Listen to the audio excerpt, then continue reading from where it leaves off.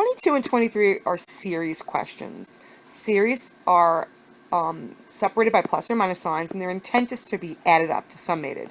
Like sigma, that big old E that some of you can't stand, that generates a series. So this is arithmetic, and I can tell it's arithmetic because if I do 7 minus 10, I get negative 3. Forgive me. Yes, I get negative 3. If I do 4 minus 7, I get negative 3. So it has a constant difference of negative 3, which I do over there. The series generator is given to you on the reference sheet. In this case, n is not a term number. It's the number of terms that you're adding up.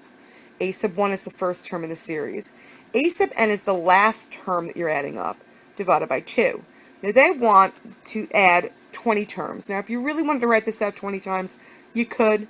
I would like you to use the formula, but I want you to get this right as well. So if you did that and you're getting it correct, that's awesome. If they give you a lot of terms to do, you might be there for an hour, right? So this is S sub 20 because we're summating 20 terms, and again is 20. The first term they gave me was 10, which is right here. We have to find the 20th term because that will be the last term that we're adding. So in order to find the 20th term, it's necessary to use our sequence generator, which we memorize as A sub n is equal to A sub 1 plus d times n minus 1. So to get the 20th term, n will be 20. So I plug in 20 here. First term is 10. Constant difference is negative 3. 20th term, n will be 20. Simplify that to get negative 47. So we're going to take that negative 47, which represents the 20th term.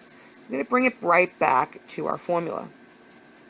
And then when we type this ditty into the calculator, we get the sum of this will be negative 370.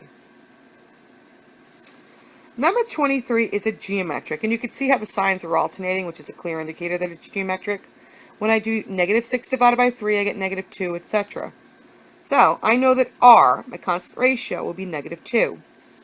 This, again, is given to you on the reference sheet. It's a little easier, in my opinion, than the arithmetic. It looks more difficult, but it's really not. So all you really need is the number of terms that you're going to add up, the first term, and the ratio. You don't need to know the last term, which is great.